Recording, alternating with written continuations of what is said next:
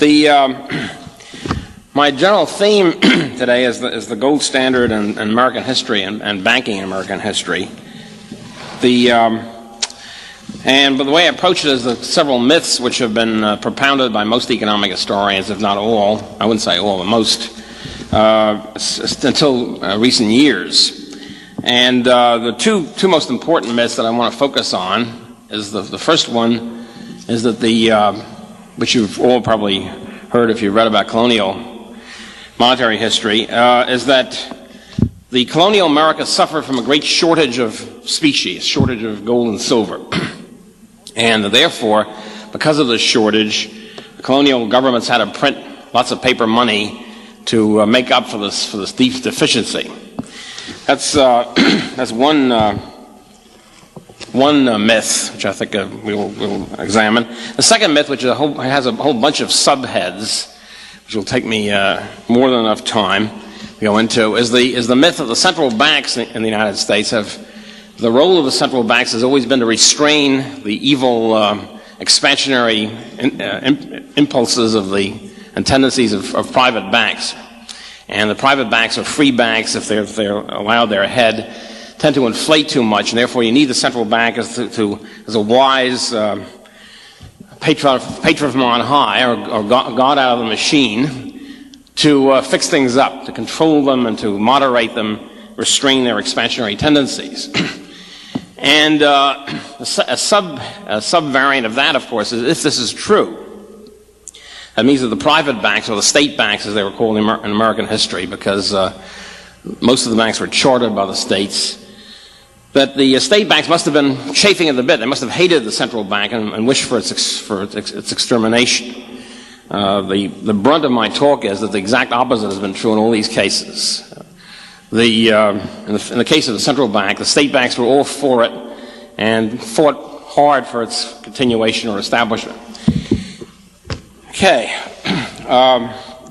myth number one about colonial America. We start off with it should seem peculiar to an economist. It's characteristic that most historians don't know anything about economics. Most economists don't know anything about history. For an economist, it sounds very peculiar. It should be a red flag to the bull to start talking about a shortage of specie. And if colonial America suffered from a terrible money shortage, why couldn't we buy specie? I mean, there was, after all, transportation going back and forth. There was plenty of trade back and forth to Europe. There were plenty of coins, silver and gold coins around. Why couldn't we simply buy them to transport specie to America and use it? So that's the first thing we should set off a light in one's noodle. It's true that the British government, suffering from mercantilist fallacies, as most American governments did too, they were actually part and parcel of the same British Empire, passed a law that the Americans' colonies couldn't have mints, and also try to keep British specie in Britain. However, we didn't need British specie. As a matter of fact, most of the coins that we used were Spanish silver dollars, which we can import from Spain. And we also used later on Austrian Maria Theresa sovereigns, units, etc. So we didn't really need English coin, and indeed we used Spanish and other foreign coins, Portuguese coins, Austrian coins, etc., etc. So the first problem then is if there was a so-called shortage of specie, why didn't we buy any? Why didn't Americans simply buy this stuff from abroad? So it turns out, because whenever an economist hears the word shortage, he or she should immediately start saying, well, what do you mean shortage? There is no shortage in the free market. There's plenty of scarcity in the free market, as we all know. But there's no shortage. There's no situation you can't find something. For example, Rembrandts are very scarce, quite obviously. On the other hand, there's no Rembrandt shortage. I haven't heard anybody bellyaching about a Rembrandt shortage. If you want to pay $1.5 million, you can find a Rembrandt to buy. Okay. So the question then is, what's interfering with this mechanism that doesn't permit shortage? As a matter of fact, a shortage is only the result of government intervention of a maximum price control. Okay, if for example, the government suddenly decreed for some obscure reason. Of course, you people in the heart of government, you can know better than I do why would they do such a thing. They might suddenly decree that Wonder Bread, which is now selling at something like 89 cents a loaf, should only sell for 10 cents a loaf in order to help the American masses eat their Wonder Bread, right? Because every kid deserves at least a loaf a day. So if the government then decreed this and said, okay, from now on, as a maximum price control of 10 cents on every loaf of Wonder Bread, there would be an instantaneous shortage. Okay? In other words, people would rush out and buy Wonder Bread for a dime a loaf. They'd shift from Silver Cup and Tasty Bread and Pepperidge Farms and all the other goodies, because it's now only a dime. In the meantime, the Wonder Bread manufacturers would stop producing Wonder Bread for a dime a loaf, and so we'd have very quickly a Wonder Bread shortage. You couldn't find it on the shelf. A black market would then develop with people with mysterious folks and with raincoats on shady street corners offering hot Wonder Bread for $5 a loaf. So the whole phenomenon of the shortage only exists, I think it's safe to say, fair to say that a shortage only exists in the world when there's a government maximum price control below the free market level. So therefore, the constant complaining about a shortage of specie in colonial America should lead one on to think, well, there must be some government involved somewhere, and indeed there was. Specifically, we have Gresham's Law, which is unfortunately, this is sort of a side point, but I think it's an interesting one. Gresham's Law is almost always stated incorrectly. It's stated that the first person I can think I've been able to find, I did some studying of this, who enunciated Gresham's Law was not Gresham, of course. I mean, it's way before Gresham. It was Aristophanes, the great Greek satiric playwright, his marvelous play, The Frogs. And in The Frogs, he enunciates the incorrect version of Gresham's Law, which is that bad money drives good money out of the market. In other words, the implication is there's something peculiar about money, where for bad money, a crummy money, a debased money, depreciated money, if it's circulating side by side with good money, say gold, that somehow gold will disappear and paper will outcompete it, or bad money will outcompete it. And this is very peculiar, because usually in the free market it's just the opposite. Usually good products will outcompete bad products. If you have a radio that doesn't work, competing with radios that do work, the non-working radio is going to disappear pretty quickly, even without a OSHA or whatever other government bureau. So, but unfortunately Aristophanes stated it incorrectly. He said, he had a little poem about it. He said, first of all, in our republic, bad citizens are preferred to good, just as bad money circulates while good money disappears. From Aristophanes, it's interesting, you can say that now even. Then he had a little poem where he said, for your old and standard pieces, valued and approved and tried, here among the Grecian nations and in all the world beside, recognized in every realm for trusty stamp and pure essay, are rejected and abandoned for the trash of yesterday, for a vile adulterate issue, glossy, counterfeit, and base. Okay, so the first, as far as I can find out, the first proper statement of Gresham's Law, which stated it correctly, was by the great 14th century French physicist, astronomer, and mathematician Nicole Orem, who stated it correctly. He then went on to become Bishop of Lisieux, and essentially saying that he said, quote, if the fixed legal ratio of the coins differs from the market value of the metals, the coin which is underrated entirely disappears from circulation, and the coin which is overrated alone remains current. Beautiful statement. Essentially, in other words, if there are two monies circulating, if the government puts a maximum price control on the good money and a minimum price control between the two of them on the lousy money, the good money will disappear from circulation. There's a compulsory, in other words, people will then pay their debts and so forth and crummy money and hold on to the good one, either hoarding it or exporting it abroad.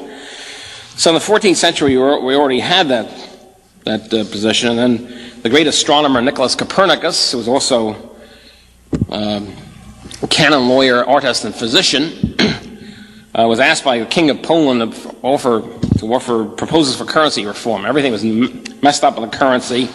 So in the early 16th century, he set forth an essay on money, in which he used the correct version of Gresham's Law, saying if the government overvalues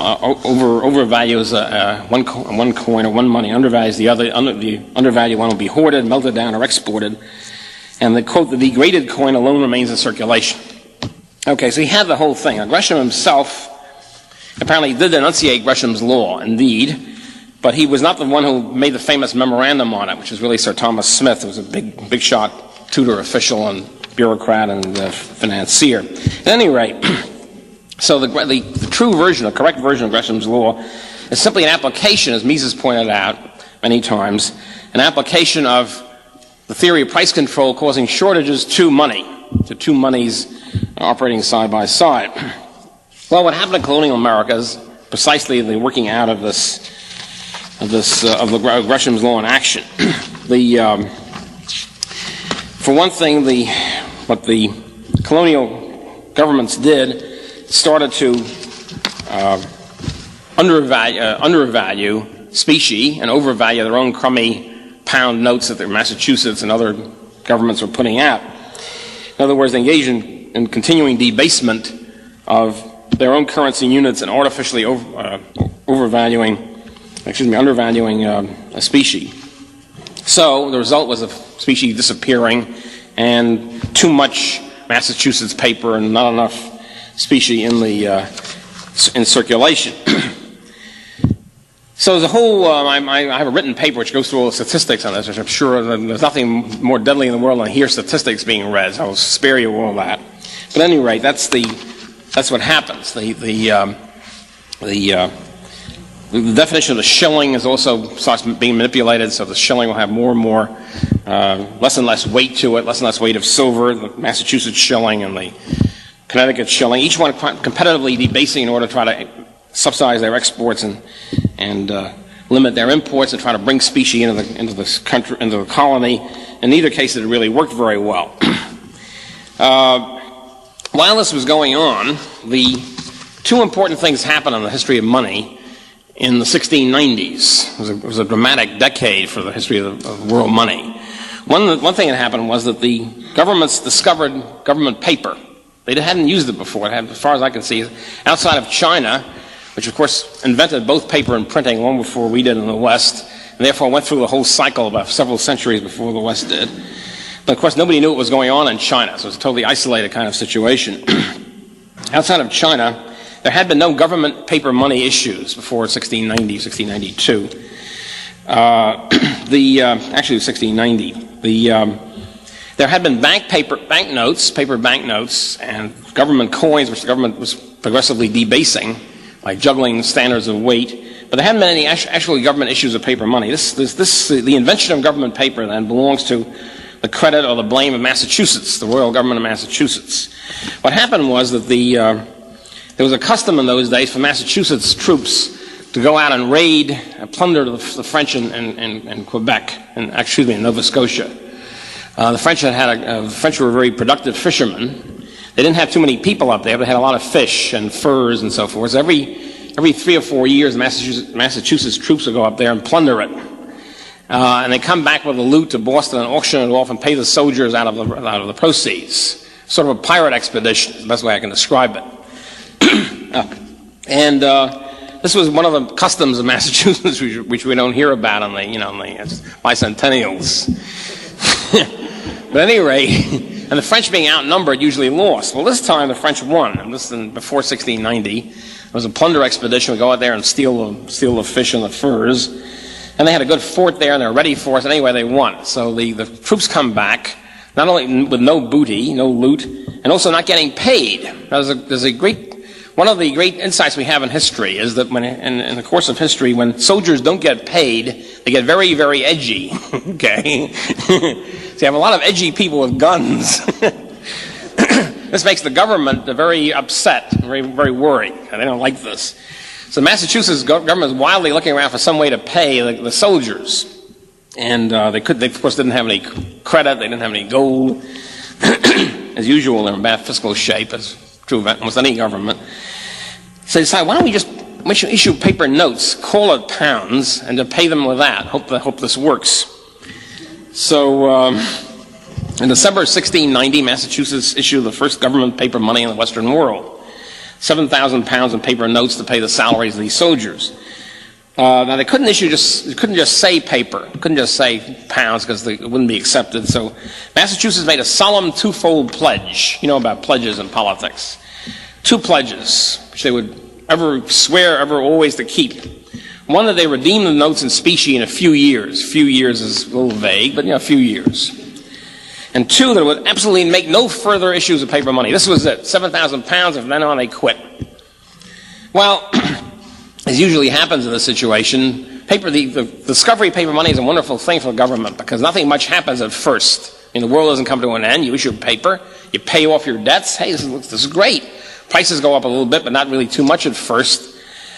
So it seems to the government they have a magic open sesame here. Like, boy, oh boy, they can solve all the problems. They don't have to increase taxes. They don't have to, nothing much would happen. Just print money and spend it. Whoopee. So, so in a few years, the idea of redemption faded away. It was forgotten, the idea of specie redemption. And the pledge limit itself evaporated only a few months. As a matter of fact, as early as February. That means 2 months after they issued they swore up and down 7,000 pounds and that's it forever. They said the 7,000 pound issue had fallen far short, as they put it. Far short of their needs, right? So they proceeded to issue 40,000 pounds of new money. Oh, way, this is fantastic. Rev it up, kid. In order to repay all the colony's debts, past, present, and whatever. And then again saying, this is it. From now on, this is the final issue. Of course, they kept issuing forever, for many years. And only 1 year, the paper money had depreciated by 40%. And at that point, 2 pamphlets were written. I don't know the names, I think anonymous pamphlets, attacking the public. This is interesting. Attacking the public for being delinquent and sottish, as they call it, for buying these notes and only accepting these notes at only 40% off. They should be at par. They said, after all, the government is a democratically elected government. It's a government of their own choosing. They must therefore, they're honor bound to consider these paper money at par with specie. So, of course, these exhortations didn't work. At that point, and a year later, after the exhortations didn't work, this always happens, by the way, when voluntary exhortations don't work, when the government officials say, okay, you and you stop spending to stop inflation, let's say, and that obviously doesn't work, then they say, okay, from now on we take off the gloves. And the old joke about Hitler, okay, from now on no more Mr. Nice Guy. So a year later, they're giving them a chance to voluntarily accept the depreciated notes at par. The Massachusetts government made the paper money compulsory legal tender for all debts at par. And that's, of course, specie starts disappearing like mad. And they kept issuing more paper, and the paper kept depreciating, and the silver kept disappearing. Okay, and then they tried a public land bank, saying the land is backing it and still issuing paper notes. It didn't make much difference. The result was still depreciation, rapid inflation, disappearance of specie. And this continued. This was then copied by most of the other colonies, if not all, and resulting in a, quote, shortage of specie, unquote, because the government said, here we have 40% depreciated notes. You must accept this as part of specie. Everybody said, nuts to you. And they hoard the specie and melt it down or send it abroad. Okay, when Parliament finally prohibited all paper money issues in the 1750s, the shortage was eliminated. The shortage suddenly disappeared, as often happens. Okay, that's the shortage of specie bit. The next major point is about central banking and the relationship with the private banks or state banks. As I said, the usual contention or myth is that the central banking was necessary in order to restrain the inflationary tendencies of the private banks, and therefore the private banks were really against the central bank and tried to eliminate it. My contention is that the result, just as the true facts, so to speak, just as in the case of the shortage, were just the opposite. The true facts were that the central bank was put in by the banks in order to inflate the money supply and enable them all to inflate. In other words, the central bank acts as a cartelization device, just as the Farm Price Support Program, the Federal Farm Support Program since 1929, has acted as a giant cartelization device for farm products, so as to cut production and raise prices, or try to cut production and raise prices. Similarly, the central bank acts as a bank cartel device to enable all the banks to inflate together, so that the natural free banking checks on inflation would be eliminated. And therefore, the private banks more or less usually either both defended the creation of the banks and of the central bank and fought against their abolition, in contrast to the myth, the exact opposite of the usual historical myth. As I should have said about the first myth, the real story was, of course, that instead of saying that there was a shortage of specie and the governments had to issue paper to fill in the shortage, it was precisely the government issued paper that created the shortage. Okay? So this is similarly the central bank situation is the exact opposite of the usual historical story. Okay, we start off with central banking. First of all, during the Revolutionary War, there was no bank. I mean, banks did not develop at that point, or they had disappeared. The first commercial bank in the New Republic was also the first central bank, the Bank of North America. This was a plan fulfilling the nationalist program. There was, just to say very briefly about the American Revolution. The American Revolution essentially consisted of two groups of people, two groups of ideologies, two ideological, very diametrically opposed groups. One group, which was the majority of the public, I think there's no question about that, which mostly in the rural areas, subsistence rural areas, believed in a very minimal government. In other words, they believed the American Revolution was a libertarian revolution. The object was to throw off big government altogether, not just the British government, but any big government, and to eliminate almost all government authority, cut taxes down to an absolute minimum, cut the budget down to the absolute minimum, have free trade, free markets, gold or silver standard, no paper. In other words, extreme laissez-faire or libertarian program. This was basically the so-called anti-federalist position, which was held by the majority of the public. On the other hand, you had a small but powerful group of people, the nationalists, who call themselves the Federalists because it sounds better. The nationalist program, which believed just the opposite. The nationalists wanted to recreate the British Empire without Britain. In other words, to recreate the entire structure of a big government, mercantilist policies, essentially back to the old mercantilist policies,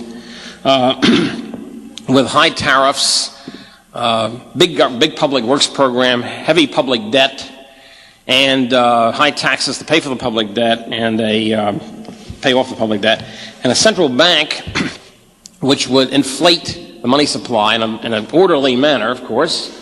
Orderly means run by the government, and using the cheap money to subsidize favored business groups and favored projects. So basically, the nationalists were essentially the embryonic development of what we have now. It's sort of looking back and saying, okay, this is the beginning of the welfare warfare state. So they wanted a British Empire without Great Britain, and they wanted a very strong president, very strong federal government, and a very strong president as the chief executive, as a quasi-monarch, if not in name, then in fact. So we have then the so-called Hamiltonian vision. It was really a vision of Robert Morris, the first central banker, and Hamilton was his disciple, and Morris was his mentor, versus the so-called Jeffersonian vision of the ultra-minimal government. Morris, during the Revolutionary War, for various reasons, became an economic and financial dictator, a czar of the whole system. Morris has been called the financier of the American Revolution. That's the name which has been attached to him. Actually, as usual, it's just the exact opposite was correct. The American Revolution financed him. Okay. He stole millions. It's unbelievable. He was the first place, the accounting. I mean, politicians steal now, of course, but those days there was no rigorous accounting methods. There's no independent audit. There was no GAO. There's no nothing. We still don't know how many millions he stole. But basically, what happened was he was a very wealthy merchant in Philadelphia. He became the economic financial czar of the Continental Congress. He then parceled out all the contracts all the war contracts, printing money or borrowing money, parceling out all the war contracts to either his own firm or his own partners or his own associates. So you have enormous things where Robert Morris buys stuff from France on Robert Morris ships, and the total interpenetration of the Treasury funding, Treasury bank account, so to speak, in his own bank account. It was almost impossible to clear it up. But anyway, millions got siphoned from the taxpayer or the person who pays it for inflation to the pockets of Robert Morris and his associates. So one of the things that Morris was the chief nationalist. He was the main person who had this great vision of a new British Empire without Britain. And one of his visions was to have a central bank, which he, of course, would run. And he, during the Revolutionary War, he had Congress charter this Bank of North America in Philadelphia, which was supposed to be the first central bank. It was also the first commercial bank. And one of the privileges which the bank got was no other commercial bank was allowed to exist for at least 20 years except this bank. In other words, this was a monopoly bank. Okay. Also, the Treasury would put all of its deposits in this bank. The bank notes would be receivable in all taxes to the government, federal and state governments, on par with specie, and et cetera, et cetera. And of course, all the federal debt would then be purchased by the Bank of North America. In addition to that, the public debt, which Morris and his friends had already purchased, could be deposited in the bank, and then this would become backing for more bank notes. So Morris benefited 6 ways to Sunday here. As a matter of fact, he was supposed to have a certain amount of specie capital in the bank. He couldn't raise enough specie. So what he did is he took a loan. France loaned $462,000 in specie to America for the war effort. Morris appropriated $264,000 of it, put it into the Bank of North America to meet the legal requirement for specie capital. So it's great if you can get away with it, I suppose. After the war, after a year or two, after the war, when the war was coming to an end, he began to lose political power, and he quickly disconnected the Bank of North America as a central bank. It became then a straight commercial bank. He divested all the government funding from it. By the way, I think justice does not always triumph in the world, as you all know. In the case of Robert Morris, however, justice triumphed. He died about 10 years later in debtor's prison, totally bankrupt in debtor's prison. So I think he really met his just desserts. However, being a man in favor of the public debt, private debt, and everything else, however, even with Morris's coming to defeat, his disciple Alexander Hamilton continued on, and of course the Constitution was driven through the country in a blitzkrieg vote in the middle of the winter. This is very important because those days, first of all, there weren't any roads then. I mean, I wouldn't say no roads, but not many roads. Okay, so communications were very sparse, to say the least. Federalists had control of all the cities, and they also had control of the post office. And by the way, they used the monopoly post office to their advantage. They deliberately speeded up any communications between Federalist leaders, and they withheld communications between anti-Federalist leaders. So it would take 8 months for a Virginia anti-Federalist to send a letter to an anti-Federalist in Massachusetts. It took like a week for the Federalists to communicate. So at any rate, so they used this advantage. They pushed through the stuff in the winter when it was icy. And the roads were no good. And the anti-Federalists couldn't communicate with their people who were essentially subsistence farmers in the backwoods who found it very difficult to mobilize. So they used the blitzkrieg approach, and it was quite effective. At any rate, even so, they bought out most of the legislatures. In New York, for example, New York voted 2-1 against the Constitution. 2-1. When they got to the state ratification conventions, which were supposed to decide, half of them shifted their vote, or enough shifted the vote to ratify, even though they won their election on the basis of a pledge to vote against the Constitution. They were bought out, literally and figuratively. At any rate, as soon as the Nationalists got into power, they pushed the Constitution through. One of the first things they did is set up the Hamilton Central Bank, the first bank of the United States. One of the major reasons, according to Hamilton, was, quote, to overcome the alleged, quote, scarcity of specie. We're back again, so it's being used now to justify a central bank. At any rate, to speed things up a bit here, the historical myth is that the first bank of the United States was extremely sound, and they repressed the state banking, inflation, et cetera, et cetera. was just the opposite. They were not very sound. They inflated quite a bit, and they spurred state banks to come into action. After the first bank came in, the result was a lot more state banks, a lot more inflated bank credit. When the Jeffersonians got in, this is the old story, of course, by the way, you all know too well. The Jeffersonian movement was supposed to be dedicated to smashing this whole apparatus, smashing the monopoly Supreme Court, the central bank, the tariff, and all the rest of it. As soon as Jefferson gets into power, he becomes quote, a statesman, unquote. In other words, he sells out. It becomes what they now call pragmatic. And so what happens is the Democrat Republicans, half of them become pragmatists, and they become very close to the moderate Federalists. That means those who didn't want an absolute monarchy. And so what you have between 1800 and 1815 or so, you have an amalgamation of the moderate Republicans and the moderate Federalists into one big centrist blob, essentially continuing and accelerating the whole bank credit inflation with the first bank. Well, the first bank charter was up in 1911. It was a big fight whether it should be repealed or not. Madison, who was the epitome of the centrist moderate, of the pragmatic moderate, opportunist moderate, was all in favor of it. He tried desperately to renew the bank, but enough disgruntled Federalists plus old-fashioned, what they call old Republicans, that means hardcore Jeffersonian types, swung enough votes to defeat it by one vote in the House and in the Senate. So, at that point, we could say, well, we finally did not have a central bank after the first time in American history. Didn't we have free banking then? No, we didn't, because what happened then was that we got into the War of 1812, and the War of 1812 was extremely unpopular in New England. War with England.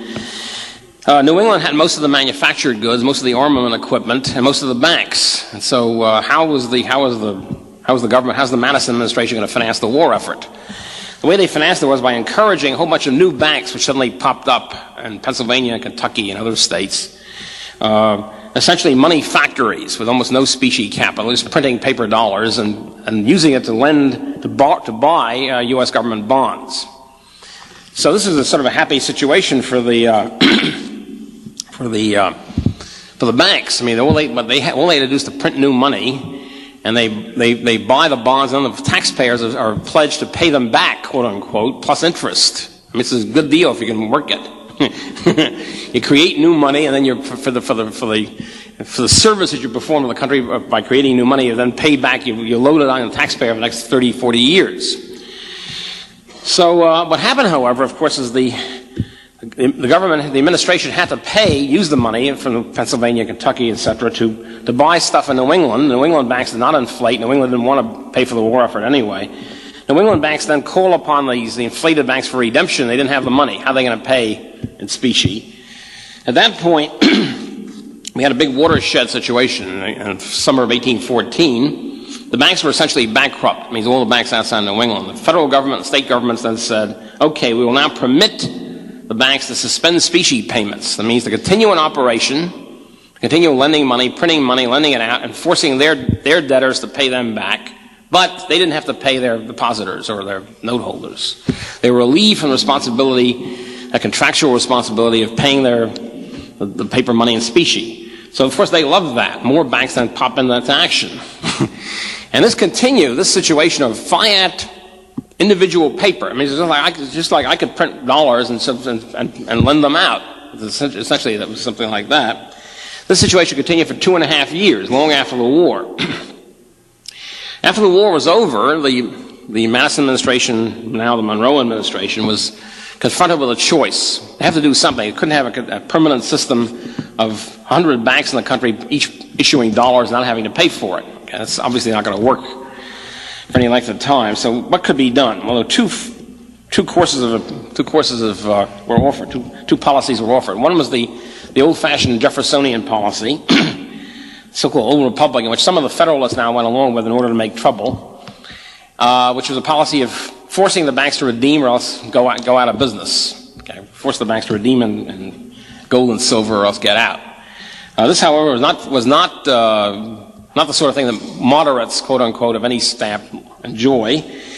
And so the Monroe administration made a deal with the banks to create a central bank, a new central bank, new second bank of the United States, which would then validate, which first of all would validate all the inflated paper which had been going on for the last 3 years, and also continue inflating the money supply, which they did. So the second bank was put through, and it was then used. Then it started inflating like mad. It printed $6 million in these areas where the banks were shaky, and it started printing like mad, inflating like mad, thereby creating a big boom in the first big depression in the United States history of 1819.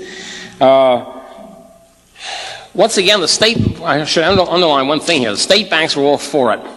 The state banks were all in favor of the first bank in the United States. They were all in favor of keeping it or against abolishing it. They were also all in favor of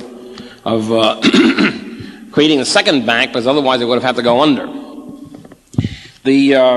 Also a couple of worthies should be mentioned here as instrumental in this whole operation. The first Bank of the United States, the president was William Bingham, who was the Philadelphia merchant who was the partner of Robert Morris, thereby continuing the Philadelphia oligarchy connection. And during the War of 1812, Stephen Girard, who was the second wealthiest person in the country, he's a Philadelphia merchant, was heavily invested in war debt. He bought a lot of government bonds, and he also was heavily invested in the First Bank of the United States. He then decided he wanted to create another second bank of the United States in order to, one, have the second bank buy all of his war debt, buy all the government bonds from him, which would be very useful, and two, he could then invest heavily in the second bank. So Girard, being politically powerful, teamed up with John Jacob Astor, the first wealthiest person, who was also heavily invested in war debt and Bank of the United States bonds, stock. The two of them got together and pushed through the Madison administration the nomination, the appointment of Alexander Dallas to be Secretary of Treasury from Philadelphia pal theirs. Dallas was a lawyer for the Girard interests, and Dallas puts through the second bank and then retires, his job having been accomplished. Girard also got as president of the bank, William Jones, another Philadelphia crony of theirs. So they have the whole Philadelphia connection, which continues on, by the way, for another 30 years or so, in running the whole central banking operation.